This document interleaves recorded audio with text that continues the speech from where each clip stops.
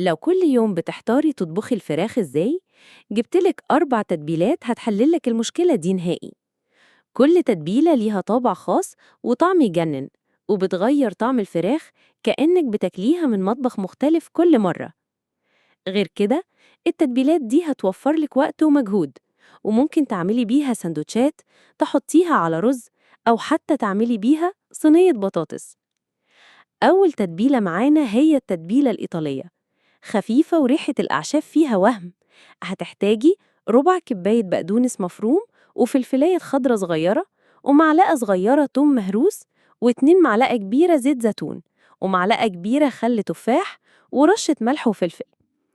اخلطي كل المكونات وسيبي الفراخ تتنقع فيها ساعتين على الأقل قبل ما تسويها. ينفع تشويها أو تعمليها في طاسة، والطعم تحفة.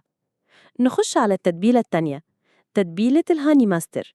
دي للناس اللي بتحب المزيج بين الحلو والحادق، وبتطلع طعمها مميز جدا.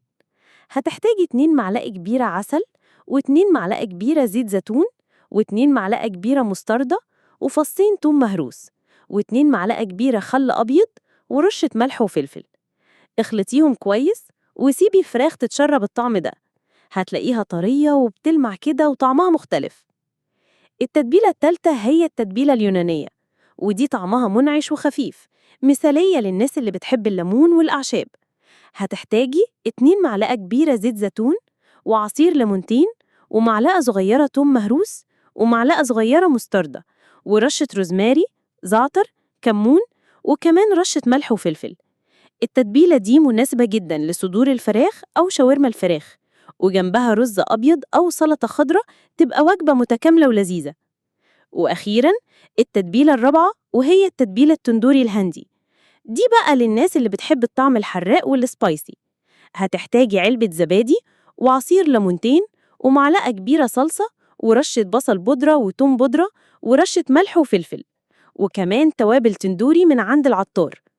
سيبي الفراخ في التتبيلة من بالليل، ولما تستوي هتكون طرية وطعمها نار، وكمان لونها يفتح النفس. نصيحة على الماشي، كل ما الفراخ تقعد أكتر في التتبيلة، كل ما الطعم هيبقى أعمق وأحلى. وممكن تعملي كميات من التتبيلة وتفرزيها في أكياس، وتطلعيها وقت ما تحبي تطبخي. كده هتوفري وقت، ودايما عندك حل سريع وطعمه خطير.